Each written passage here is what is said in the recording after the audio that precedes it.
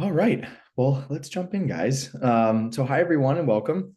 We're so glad you're here with us today. My name is Adam Franchella, and I'm the Chief Product Officer at Augie. And I'll be guiding us through today's conversation about feeding transitions. And whether you're just starting to think about solid foods or knee deep in mashed bananas and bibs, like I am actually at the moment, then this event is for you. So excited to dive in. And we all know that feeding can feel like a high stakes moment oftentimes, and there's pressure kind of coming from all directions, other family members, friends, social media, and even just kind of like your own expectations of the moment. But today we want to bring everything back to your baby and your instincts and what feels right for your family. And we are very lucky and thrilled to have a fantastic group of experts with us today. We have Dr. Anand Rajani, Chief Medical Advisor at Woddle and neonatologist, at Stanford University. We have Bethe Levin, founder and CEO of Globowl. And we have Emily Silver, family nurse practitioner and international board certified lactation consultant and the co-founder at NAPS. So guys, I'll just start by passing it over to each one of you to just introduce yourself a little bit, a little bit more thoroughly. Erica, just you're my top left, so I'll start with you. Okay, I'm on my top list too. Hi, everybody. My name is Erica, Bethe Levin. I am the founder of Globowl. This is my third company. I've always been in the food business as a food writer and many other things. And I'm a mom of two. And so I started this company with my second child as a way to help prevent picky eating and food allergies, and all during a time when we couldn't leave the house. I have a quarantine baby. And so I wanted to be able to bring the world to my child during a time where we couldn't. And so eating the way people eat all over the world, I was excited, to kind of bring that back to America, feeding kids what it is that we're eating, and letting them really enjoy and even play, with their food. So yeah, thank you so much for having me. Awesome. Emily, you're next up on the top right for me. Um, So go to you all next. right. Hi, everyone. I'm so happy to be here. My name is Emily Silver. As Adam said, I'm a family nurse practitioner. I'm also an IBCLC. And through my work at NAPS, I provide care, support, and education to families who are expecting a baby all the way through the baby years into the toddler years, which involves a lot of different ways of feeding, from getting started with breastfeeding to pumping, introducing formula, combo feeding, and then navigating the feeding space as we then introduce solids and then get into our picky eaters. So I really see an array of things. I'm also a mom. I have three girls, and they are 9, 8, and 3. And so I have learned a lot from them as well. Amazing. All right. Well, Dr. Rajani, you want to go next? Pleasure to be here and wonderful to meet all of you. So I'm Anand Rajani. I'm a neonatologist. I'm a board certified pediatrician as well. And I run a neonatal ICU and am the chief medical officer of Woddle. And Woddle is a integrated, smart, baby changing station scale tool for parents to help track growth and a number of other things that go on with our little ones. So happy to be here and excited to share what I know and also learn from the other wonderful panelists. Awesome. Well, so happy to have all of you. I'm excited to dive right in, and we figured we could start with the big picture and really trying to frame why this moment matters so much in our baby's development. So the key question I'll start with is what are the key developmental milestones that signal readiness for solids, and why is this transition such a big moment, both medically and nutritionally? Dr. Rajani, I'll start with you. Yeah, I mean, I think, this is one of those things that there's a great deal of variation across the world. And that's why I'm really interested to talk to Erica and hear her thoughts because, in different parts of the world, people start these things in different ways. Typically around 4 to 6 months is when people begin this transition. But as a high level of subjectivity, and quite honestly, I don't know that there's any huge hard and fast rules, but we really like to see babies be able to sit up with minimal head support, have good neck control, and have lost their tongue thrust reflex, and really be interested also in what other people around them are eating before we start this. Yeah, Eric or Emily, guys, feel free to, jump I in. actually just want to throw something back at you while you're speaking here, which is that what I experience when I'm taking care of patients is parents feeling a little afraid to feed because of the gag reflex. So you just mentioned that tongue reflex that we're looking to develop. And then we have the gag reflex, which is positioned forward to prevent choking. But do you actually mind, as a doctor, just commenting on that to parents? Because I know that's a huge thing that we're up against in the feeding space, addressing. Yeah, I mean, gagging is good because I that is know. actually helping Amazing. to protect the lungs from food going there. So if you do see that, I think that's actually reassuring as opposed to how we would normally Right. see it in an adult. And this is something that does require some time. The feeding and eating solids is a form of practice. It requires this coordination to be developed, and we see that in the premature babies that I look after every day. Is that this is going on in a different way with feeding, and Emily is intimately familiar with that too. So yeah, that's a wonderful point and definitely something worth bringing up. I can say, as the non-medical person on this panel, I'm more on, the food side and development of food and things of that nature. I've always been told and advised, that gagging is good, as you just said. It means it means it's coming out. It's not, they're not choking. And so I think it's important just in general to, if there is anxiety around that, and I say this as an extremely well therapied person with a lot of neuroses and anxiety, try not to relay that anxiety to the kids, to the baby, right? Like just stay calm. They are reflective of your own sort of emotions and mental state. So, don't freak out. If that does happen, it is very natural, and, let them get it out the natural way, and just try to stay calm and not let them absorb that energy. But Yeah, I can say from firsthand, even yesterday, that's Mhm. easier said than done I oftentimes. know. My I know. 6-month-old son was having some broccoli and got red and was then started to gag on it. And, I know that I've been told that that is a good thing. That means he's learning how to gag, but luckily he was able to get it out properly. But it's scary. So I rushed over. My wife was there. So it's certainly scary, but it's good and reassuring to know that, that's them learning how to do things, and the gag reflex is one of those things that they need to learn because it's important, clearly. Yes. Anything else to add on this specific topic, guys, which is just kind of high level? It's just, why is it such a big moment, both medically and nutritional? Anything to add before we move on? I just want to jump in really quick and just say that in terms of like signs of readiness or seeing things like gagging and wondering, is that normal? Are they ready? Um, for me and from my experience with parents is really finding the sweet spot and the time that it feels good for you and your family, right? I feel like, and I saw my pediatrician around 4 months for my girls. We talked about introducing solids. I didn't really feel that ready myself. It felt like a lot of an undertaking at the time because I was working and I was pumping and I was breastfeeding, and introducing meals felt overwhelming in conjunction with most of my kids really weren't ready until like 6 months.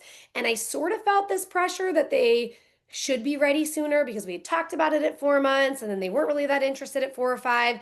And all this to say, I think I just want people to know that looking at your child's signs of readiness is obviously very important, and leaning into when you're ready to, because it is a bit of an undertaking, and knowing that your baby will get there, right? There's a lot of pressure in the feeding space, and it doesn't stop actually with starting solids outside of breastfeeding and pumping. So just like finding that sweet spot for your family and knowing that you're all going to get there, however you want to get there. Yeah, I mean, I guess that's a good follow-up question I have, which is there a too early or a too late, really? And we talked about some of the signs that babies are ready, but is there a such thing as too early or too late? And obviously those can be very distinct, perhaps. I was just going to anecdotally say something, Emily, in response to what you just said. I didn't feed my first kid solids by like an extra few weeks because I wanted to get back to my parents' house. I wanted to visit my parents and have them be there for it. So what I've learned is, so I wasn't hurting my child by doing that. They were still eating their formula. I had formula fed babies because I couldn't breastfeed. But my point is, like, it is important that you feel that readiness, and that anything before 1, and please, from a medical perspective, like add on to this, my advice from my pediatrician and everything that I've read is food is great before 1, but the milk is still the main form of nutrition, whether it's formula or breast milk, and that it's more for the children to experience food versus actually needing it for nutrition. But I'm going to let you respond to that. But just know that if you don't do it at exactly 6 months and you wait 3 weeks like I did, so my mom could, ooh and on wonder of my kid eating food, like we need to be a little less hard on ourselves with that kind of stuff. Yeah, no, I mean, I think that, there's a great deal of variability. One of the things that I've learned a lot about with kids is that they're incredibly resilient. And I think there's a lot of variability that they can withstand and tolerate, so there's so many mechanisms in place. So certainly I think that, formula is still, or breast milk is very important. And these are things that are coming in slowly. And that transition, can be tenuous for some kids, depending on how picky they are and socially how much they want to fit in or do what people around them are doing. And this is where really, having good data to be able to track what's going on with their growth can be extremely important. Of course, the vast majority of these kids are going to do very well and are going to find those calories. But being able to continually monitor weight, as solids are introduced, and also look at their response, look at their stools.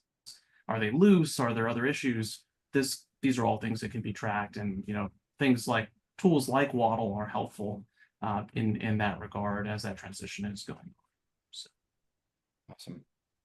I mean, Well, you want to just too early, too late? I feel like just to comment on that question there, and I think you could probably speak to this too, Dr. Rajani, but when I think about too early or too late, and I do think we should talk about this because we do see parents introducing sometimes too early when we're thinking about like sleep and the baby that is still feeding at night or getting up at night for food. So there can be like pressure from parents to maybe feel like they should introduce solids because they think it'll help their baby sleep. And when I think about too early, I am thinking about head and neck and muscle coordination, a baby that has the ability to sit with minimal support at the waist and really be engaged and keep that head and neck support throughout the feed. So when I think about too early, I think about, if they're not ready and it is too early, we're not going to have that good head and neck control and that interest. I'm interested to know if anyone else wants to comment on the too late. When I think about too late, I more so, and Erica, this might be your lane with the picky eating, is just that like, part of this process in the 6 to 12 months, especially, is textures and temperatures and tastes and exposures. And like, it can take your baby up to 15 exposures to really know if they like a food. And so when I think about too late, nothing's ever too late, but could we have more struggles, right, with a child learning to use their tongue and chewing and swallowing, especially when we get into those finger foods. So I think we're looking for that balance here. And I think both Erica and Dr. Rajani can probably elaborate on this response, but I do want to just like directly answer that question, Adam. And I'll tag on to that if that's okay, Adam. Yeah.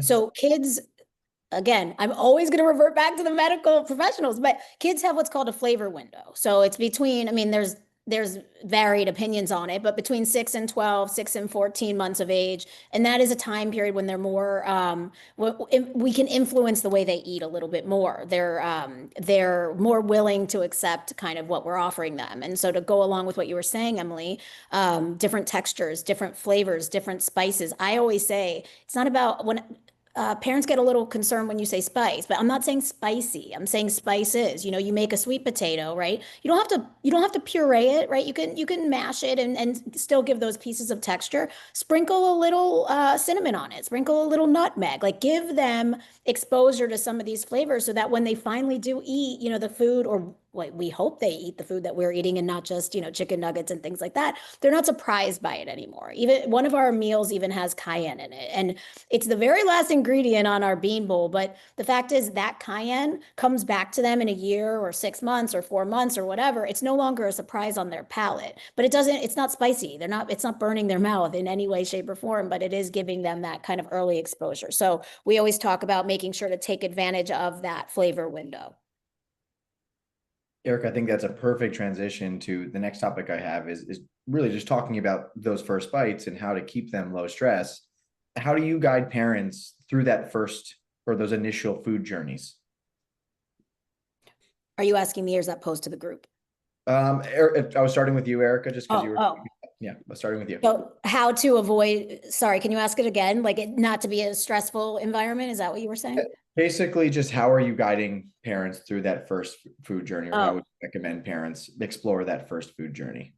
Well, it's kind of, what I said at the beginning too, even about the gagging, try not to have this be a stressful experience. We want the kids to absorb that good energy and know that this is a fun experience for them. It's their first introduction to foods.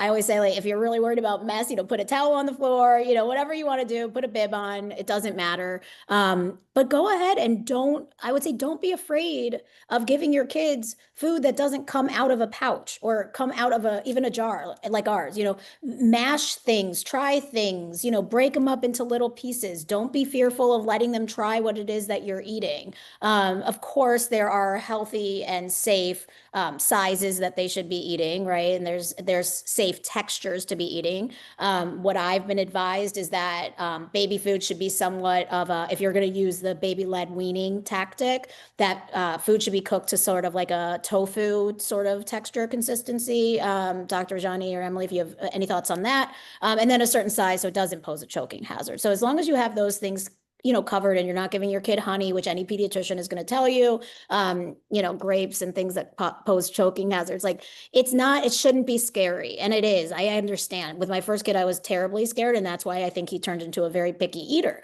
because I did just give him mushy purees with no flavor. So with my daughter, I took total opposite approach. I'm like, I'm not going to have another picky eater again. And so I gave her coconut curry as her first food. And I'm like, she should be fine, right? But that was a second time mom's perspective. So, it is going to be different for you the first time around versus the second or third or fifth. But just know that no matter how you do it, you're doing it right. You do it the way you feel comfortable and the way and take your baby's cues. If they push something away, it may not just because they don't like the flavor, maybe because the texture bothers them, it's off, whatever, try something new. Emily said 15 times. It takes a long time to get a kid, exposed and accepting of something. I come at it from a logistical standpoint. People come to me and they're like, how should I do this? And when should I do this? And not when in terms of are they ready? Like literally when. Like I'm breastfeeding or I'm pumping, I'm formula feeding, I'm bottle feeding. Like when do I feed my baby? So those are my two big things in the terms of how. There's so much pressure in this parenting space to do what's best for your baby. So parents are like, should I do puree? Should I do baby-led weaning? Like, which one is best?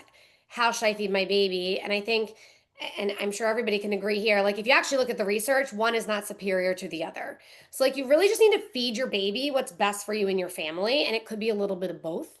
But I, as an IBCLC and like in this space, I get into the logistics of like, when do you literally want to feed your baby, right? If we're looking at when you're breastfeeding or when you're offering bottles and when you're pumping, how can we slide in like dinner for a little bit? And then maybe we work in a breakfast and then a lunch and working them up to those 3 meals.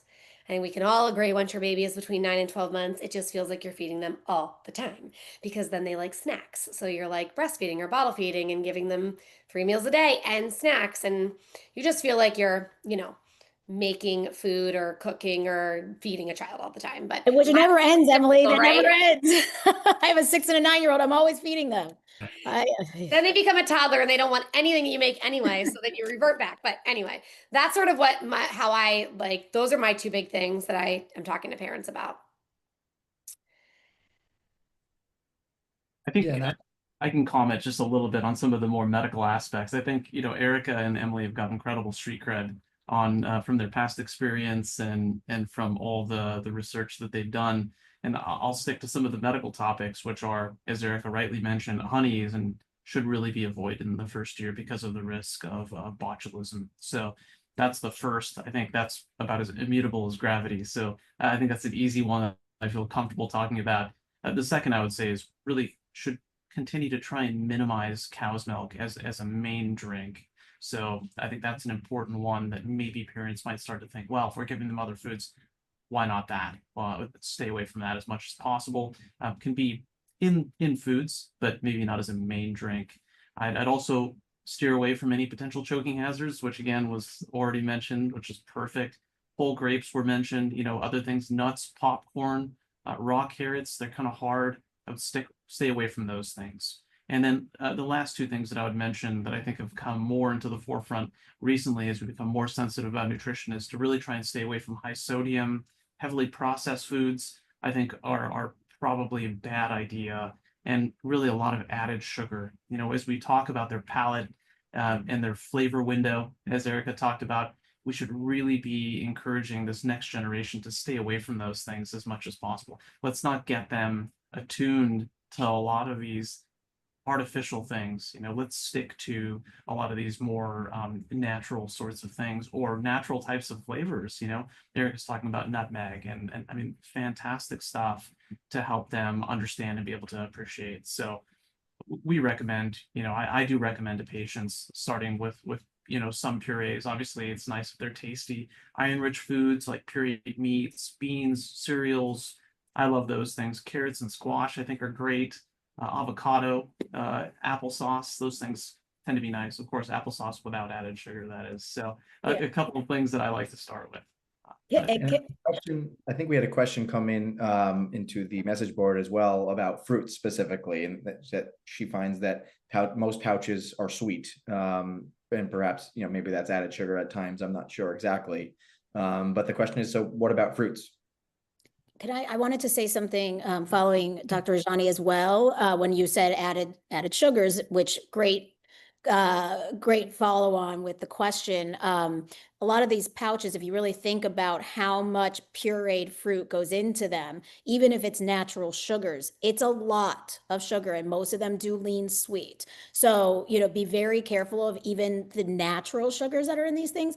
Also, like from our research, over 70% of kids who have a pouch have more than one at a time. So now they're consuming even more of these natural sugars. So if you want to give your kid fruit, my advice, and again, reverting back to the medical experts, is to give them the full fruit. Of course, cut into the right size pieces and all of that, but the fiber is in the fruit. It's not, it's not there once you mash it down into juice or puree or whatever. So give them the full fruit, let them have that fiber. It teaches them how to chew, right? It gives them their, the cues that they might be full, right? Whereas the pouches, you drink it, and so you don't get cues that you're full, so you keep going and going and going. So that would be my advice. Do the whole fruit. You don't need to press it into juice or anything, or a pouch, and go from there.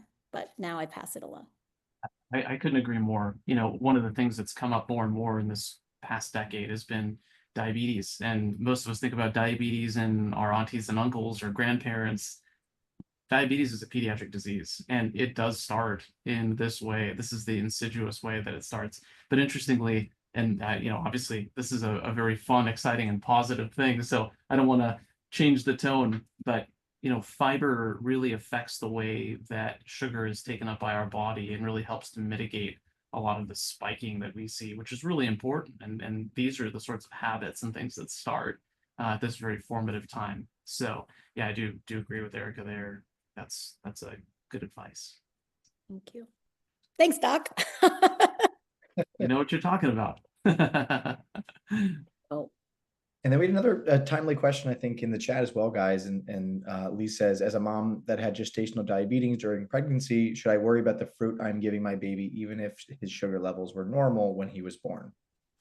Yeah, so I can take that one. And that's a wonderful question, and something that really demonstrates how much you're thinking about that. And what we do know is that babies who are born to mothers who have diabetes do have a higher risk of developing diabetes themselves. So, but to feed a baby fruit is not going to be the cause of that for certain. So, I think in thinking about natural and healthy foods, and fruit is definitely one of them in its natural raw form is really great. So I think there's no issue there, and I think that's wonderful that you're thinking about that. Awesome. Well, let's pivot a little bit, Emily, to a little bit about what you were talking about, is logistics. And feeding, as you mentioned, is a juggling act, and parents are trying to approach combo feeding in the beginning, I'm sure, and timing meals with breast milk or formula or, whatever they're able to do. So what are strategies that you're recommending for that kind of combo approach and some of the logistics in the early stages? Yeah, I mean, I really help parents craft a schedule that makes sense for them. So sometimes if you print a schedule or read something online, and you think that's what you should be doing or that would be best, it's not going to be helpful if it doesn't make sense for you based on your daycare drop off or your work day. I see this right away with pumping. As an IBCLC, you might be told, make sure you pump 3 times during your workday at the 3 times that your baby is eating. But if you go to a job where that's actually not realistic and you can't do that, we're just setting you up for failure. So it's sort of like, well, what can you do when you're at work? And let's back into that. I feel like that's the same thing for feeding your baby. I want to take pressure off as much as possible, and that like you really can't mess it up, right? Like how do we find the way that's going to make sense for your family? I do like baby steps with parents when it comes to starting solids, and we'll kind of map out when they are breastfeeding or offering bottles, and then we'll look at the day and say, when would be a good time that you could sit your baby in the high chair for half an hour and practice feeding them? Because we all know the first 2 to 4 weeks is a mess, and they don't take in much always right away. Some do, but many of them are like just making a mess, and it's all this preparation and work and they're like, um, so usually that might be like an early dinner, right? Especially for my working parents who get up and get out the door and finally they come home.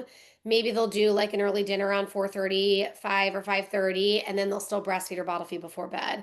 And then once baby is getting really loving food, we can put a breakfast in the morning or a lunch. I really lean into caregivers and providers to help in this space too.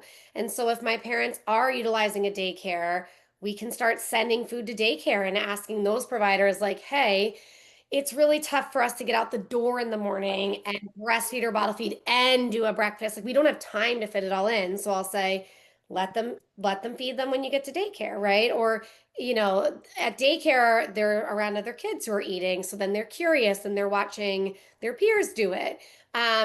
Or a family or caregivers are coming in the door, like how can we connect them and educate them in this space to support you? Because it is quite the undertaking. And then I think my final thing is you don't have to follow the perfect schedule. I see this all the time in the sleep space where it's like your baby should eat, play, sleep, eat, play, sleep. And not every baby will do that. Some babies get up and they play and then they eat and then they sleep. Or they eat, they play, they eat and they sleep, right? So we're looking for, what will work for your family and like just taking the pressure down, I would say. My favorite is when they fall asleep while they're eating. They do. And that's okay. Like you're living the life, guys. You really are. I don't fix anything that's not broken. So if your baby falls asleep while they're eating and they go to bed and sleep through the night, leave it alone, right? Like, yes. I think Yeah, this is anything to add? Yep. I think this is where we have a great deal. New technology is actually quite helpful. Is that before many parents would just worry endlessly, and access to some basic means of measuring growth were not available unless you went to a hospital or you went to a doctor's office. But now there are lots of ways to chronicle and check how much your baby is taking in. Emily was talking about as a person who I deeply admire as an IBCLC, helping mothers with breastfeeding and hopefully with exclusive breastfeeding. Woddle has a great deal of utility. So we have a lot of mothers, especially that I take care of here in the neonatal ICU, where they're like, Dr. Rajani, we're not sure how much milk, my baby's getting. I just went home. I take care of a lot of normal newborns too.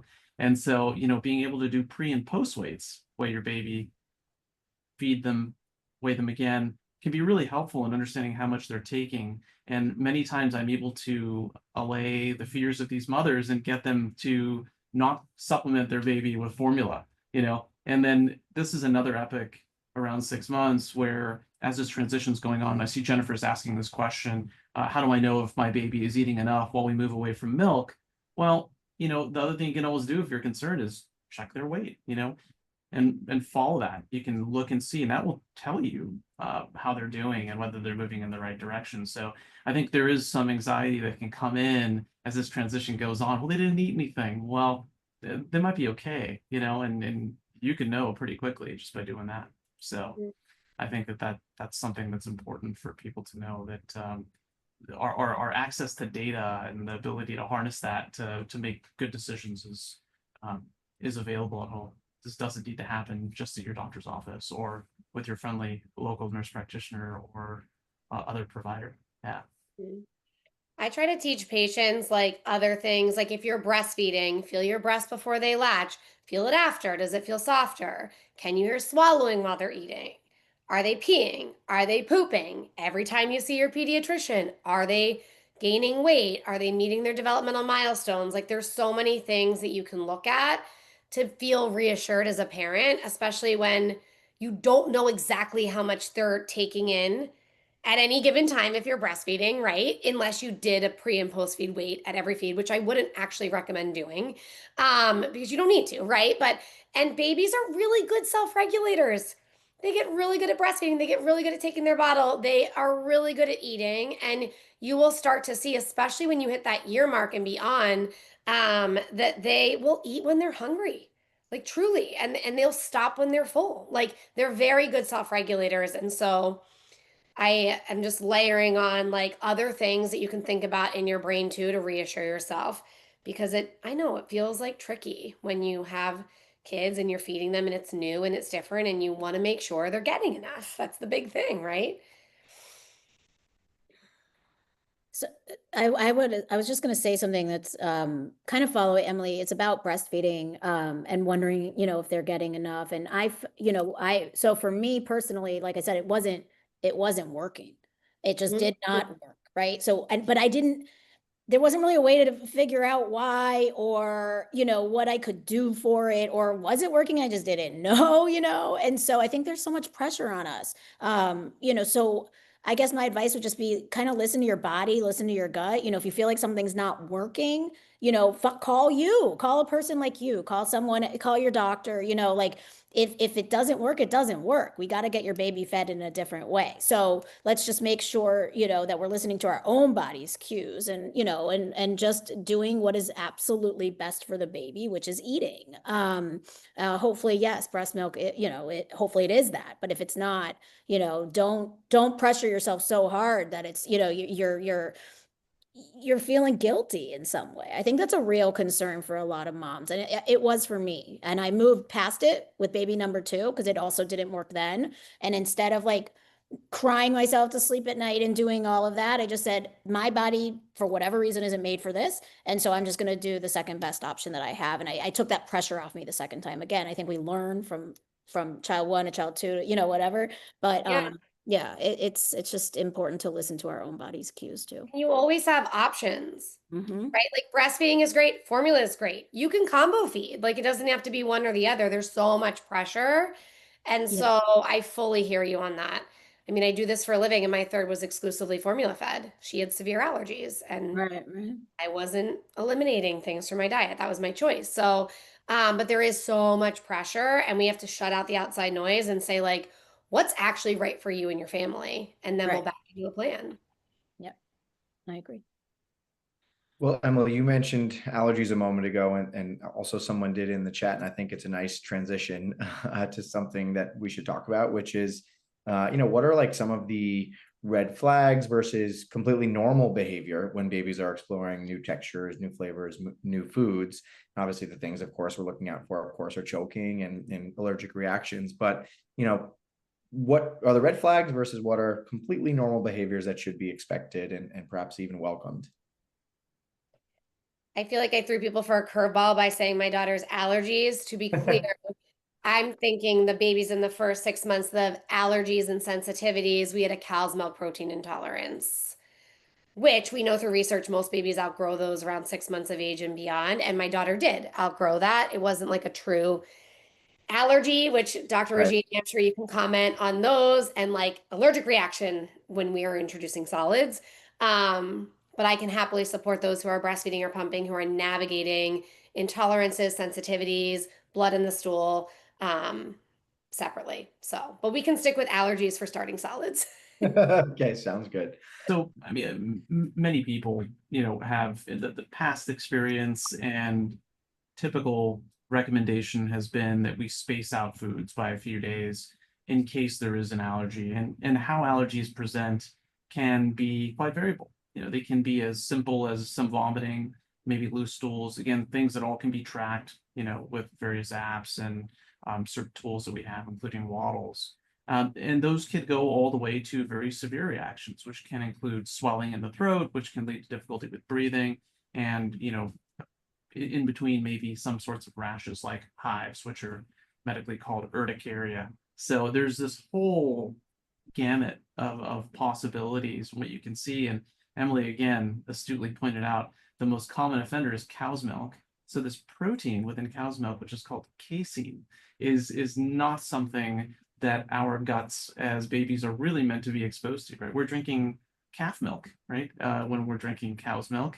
And that does cause some level of irritation that can be quite variable. So where I work here, I do see some babies who can have some blood in their stool, as Emily mentioned. Sometimes that takes a couple weeks to happen because the immune system, which is responding to this, what it thinks is a foreign thing, it takes some time to wake up, and that creates some irritation in the lining of the intestine that can lead to some blood in the stool. So, but there are some others to watch out for. Those include eggs, peanuts, tree nuts, soy, wheat, fish can, and even shellfish. Those are the most common, but by and large, cow's milk and soy and eggs are major early offenders. So we tend to want to space those things out and be just cognizant of what's been introduced so that you can trace back to that. And, you know, sometimes it may take more than one exposure for a baby to have some sort of reaction that could be well within that range that I mentioned. And from a mom's perspective, I knew early on through my pediatrician and my own research, you know, I wanted to introduce my kids to allergens right away. There's a ton of studies. I encourage you to look at them, especially as a new mom feeding a baby or a new dad for the first time. You know, introduction of peanuts through the LEAP program, or the LEAP study, I should say, and how that introduction was, there were the prevalence of food allergies in the kids that had the peanuts was far less than the ones that didn't have exposure to peanuts early. The American Academy of Pediatrics had come out with feeding guidelines saying we want to avoid peanuts. And then, well, we all know the prevalence of peanut allergies here. So then the AAP actually rescinded that recommendation and now recommends early and often allergen introduction. And please, Dr. Rajani, chime in if, you know, anything I'm saying is not correct. But we also work, you know, with my baby food company, with Globowl, we work with a lot of doctors as well, and we take all that feedback into account. But yeah, kids around the world don't suffer from food allergies the way that we do here in the United States. And they're also not buying like sanitized, you know, pureed pouches like to feed their kids. They are feeding their kids the cultural food that they eat, right? Whether it's, you know, whether it's sesame and soy, or let's say sesame in hummus, or tahini, I mean, which is made of sesame and hummus, or whatever, it's peanuts in a pad thai dish, whatever, you know, coconut is no longer considered one, but, you know, coconut in curries and things of that nature. These kids are exposed to that from the very beginning, and they're not picky eating kids with food allergies. So we're just trying to kind of, with Globowl, we're trying to change that because of all the science, because of all the medicine behind early allergen introduction. But again, if you have concerns, I saw someone in the chat say that their child has eczema. Dr. Rajani, please add to this for sure. But I was told that if you know, exhibit eczema signs, that you could be more prone to have food allergies, and in which case, talk to your pediatrician. You know, do what you feel is comfortable. And with that, I'm going to pass it to Dr. Rajani to add anything to that. But I think it's important that early and often introduction to hopefully reduce the likelihood of food allergies down the line. Yeah. So what Erica mentions is true. So just because these things are at risk, it doesn't mean you don't give them, but just need to take note of what's going on. And to answer Lisa Farr asked this question about her baby. And so, yeah, any baby that has eczema, you know, we talk about this thing called the allergic march or atopic march, where there can be the further development. Eczema can precede food allergies and asthma in some cases, or even allergies like allergic rhinitis, where there could be, you know, itching of the nose and so on. And you know, babies like these are at a slightly higher risk of having food allergies, and some of the common triggers are the ones we mentioned. Milk, eggs, and peanuts tend to be the three most common that are associated with kids who have eczema. So to answer that question specifically, but I agree with what you're saying, Erica. I think that's very reasonable. You know, we do talk about this thing in pediatrics, and Emily, I'm sure, is very familiar with this too, called the hygiene hypothesis. And that is that things are so clean where we are. Everybody cleans everything compulsively, almost too much. And this affects our immune system. You know, there's this pathway called the Th1 or Th2 pathway. And because of how clean everything is, our immune system becomes hyper programmed to have allergy, really. And that's a gross simplification of immunology, but essentially we are sort of setting ourselves up. And that's why in many, you know, other countries where people don't have the means to clean things as much as we do, they're not worse off for it. Their kids maybe have less of these sorts of things that we have in these very urbanized settings in first world countries. Yeah, and I just used the word sanitized, right? It's like, not only is it sanitized, you know, cleaning and all of that, but our food has been sanitized, really. And when I first fed Charlie, my son, I was more afraid. It's weird. I really wanted those allergens in there because I know so many people who have kids with food allergies, right? It's a real problem. So I was actually more afraid of the texture and the spice than I was the allergens, which makes really no sense in my head intellectually, but emotionally, that's how I felt. I wasn't afraid of that because my pediatrician was so adamant about it, and from my own research. So, you know, talk to your pediatrician, obviously, but know that is what the American Academy of Pediatrics recommends. So it is important. And the USDA and the American Academy of Asthma, Allergy, and Immunology, they all recommend it. Yeah. And Dr. Rajani. That was great. I think that was extremely helpful on allergens, guys. And then thanks also for looking at the chat and taking a lot of questions. I think that is awesome. I'm glad we're able to answer the questions of the folks that are here. I am going to go to another topic, which is another, you know, kind of hot one, which is weaning. And, you know, when and how do you know it's time to begin weaning? And also, like, just for parents from an emotional perspective, how can they feel good about whatever path they choose to take with weaning? So Emily, maybe I'll start with you there if you're comfortable. Totally. The time to wean is when you are ready to wean, truly. And is gonna really vary. I just shared with you all that I weaned for my third, who was struggling with feeding, and we did that at 6 weeks postpartum, which was unexpected and not my plan. Obviously, if you are breastfeeding or pumping or combo feeding using some breast milk, I want to support women as long as you would like to be supported. And when you're feeling like you're ready to wrap up your journey, you get to wrap up your journey when you're ready. That might be when you're back at work and it's becoming unsustainable. That might be at a year mark. That might be beyond a year. I have lots of patients who extend breastfeeding. When I think about weaning and sort of breastfeeding in bottles, one of the biggest things that we do at NAPS is supporting parents around that 1 year transition mark, because so much changes. And so if you are still breastfeeding and it's going well, keep breastfeeding, go for it. You can extend breastfeeding. But the 1 year marker is this big change, because between like 12 and 18 months is when we help parents to move away from formula and bottles, and their baby is eating table foods now, which is a really big change. And they might be having a cup they have their water cup, and maybe they like cow's milk, maybe they don't like cow's milk, right? Maybe they eat yogurt and cheese and get things in their diet. But I feel like the big thing for weaning at that 1 year mark, I'm working with parents who are like trying to get rid of bottles, essentially. When it comes to breastfeeding or pumping, I essentially, when I have a mom who knows that they're ready, even when they're ready, and they're like, this is a good decision for me, there's always these layers of like a little sadness and guilt, right? Because it's the end of something big. It's the end of like this journey, right? And so we're not going to squash those feelings. We're going to feel the feels, and then we're going to make a plan that feels good. And it usually looks like, it's very dependent upon your supply and how often you're breastfeeding or pumping, but I gradually pull back. I'll reduce sessions, but 5 to 4 times a day, or 4 to 3, or we'll taper sessions down by time and volume to slow the body down, to help the body like figure out where we're headed, and to manage the hormonal journey that comes with weaning. And then sometimes I have women who need to wrap up their journey faster due to a medical reason or a surgery or something not going well for mom, and then we move a little bit quicker. So there's a lot of different scenarios, but to be very clear, we will wean and support you like when you're ready to do that. And that is very variant based on doing this for almost 15 years now of so many different moms and their journeys. Nothing to add to that. That's Yeah, that's what I was going to say.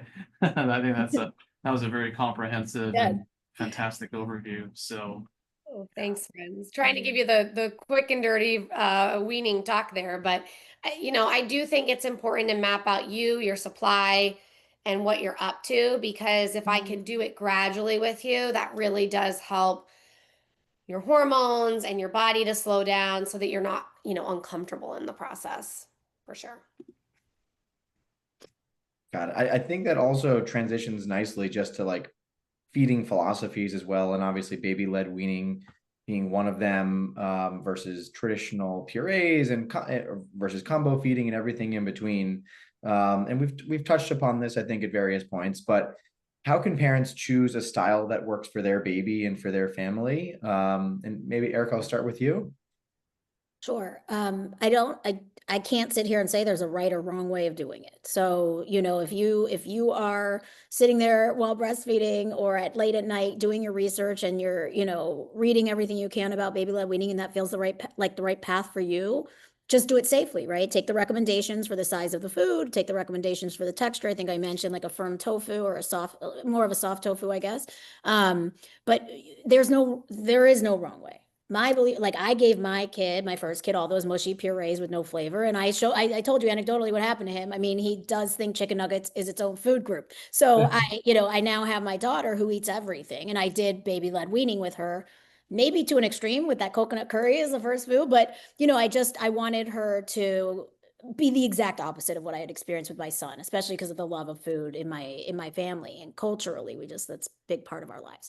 So, do what you feel comfortable with, make sure it's safe sizing, pay attention to your baby's your baby's cues. Like with Globowl, we chose to have chunky food, because I've talked to in my, in the time leading up to developing this product and while developing it, talking to occupational therapists and speech therapists and pediatric nutritionists. And there's a lot of issues with texture aversions as kids grow up. And so there are philosophies that early introduction to texture can help maybe stave off those texture aversions. It's not as well studied as, say, allergens, but I do think, having those texture aversions, my son, it was last night, I gave him corn for at the very first time, and the texture of like that kind of like not film, but the what's left on the corn after you chew it, that little bit of skin, really, really bothered him. And I'm like, oh my God, my kid has this like aversion to this thing that he's never had. Maybe if I gave it to him earlier, it would have been fine, right? So anyway, that all being said, I'm of the mentality that, give your kids the texture, give them the flavor, give them the spice, give them the allergens, and hopefully it sets them up for much better eating, less texture aversions and all of that. And I'm not changing the subject, but I did see a question in the chat about overeating or overfeeding. And I just want to go back to that one thing about drinking food instead of chewing food. I think that also is a big component of texture aversions later on. You're consistently given drinkable purees. That's how you're going to learn how to eat or chew. And that's going to be your expectation, not to mention you don't get those cues that you're full. So overeating could happen, and generally does happen, and can continue later on. So there's just a whole slew of things to think about, but don't worry too much about it. The baby's fine. You're going to be fine. But definitely, I think that early introduction does help them enjoy some of these things like texture and flavor and all of that later on.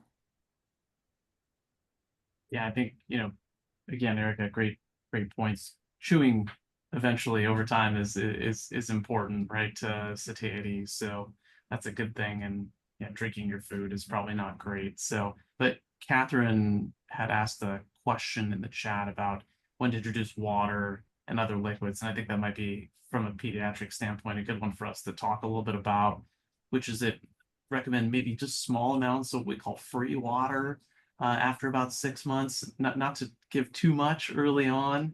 And, that can progress over time, maybe to about 4 to 8 ounces a day by 12 months or so. And, just encourage everyone to be really careful with fruit juice. So, again, back to my preoccupation as a pediatrician with sugar, and, we really try and limit that to 4 ounces tops. So because of the concern about tooth decay and the success of sugar. So my sister is a pediatric dentist, so I hear about this Right, you on do. a daily basis. So I'll just warn everybody out there about the ills of fruit juice in that regard. Obviously, hydration is important, and again, this is where monitoring intake and output when you're looking at diapers, and this can help know a little bit about that. And Emily made mention of that. Is very important and key. So water is something that we need to teach people is the best drink, so good for you. Interestingly enough, my kids' preschool, unbeknownst to me, and great preschool, couldn't be happier, but they gave fruit juice during the day. And when I found that out, I told them, I don't want my kids to have the fruit juice. Please give them their water bottle, right? So like take kind of, you have autonomy, like you get to make that choice. Ask your school if they do lunches, or they do prepared foods for your kids, or they give juice.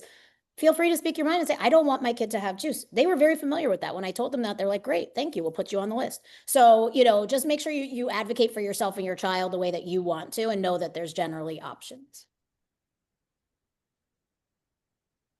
Awesome.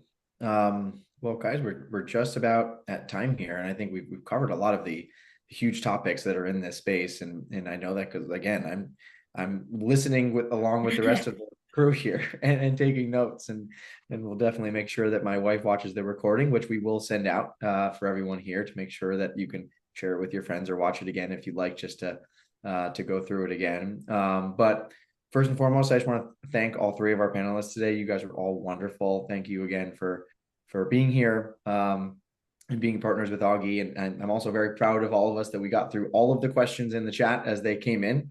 So I do think we've checked all those boxes, which is great. And thanks for everyone who also just attended and listened today. So yeah, thanks to everyone, and I hope everyone has a great rest of their day. Thank you. Thank you, everyone, so much. Thank you. Alrighty. Thank you, Adam, for hosting. Of course. Thank you. Take care. Take care. Bye. Bye.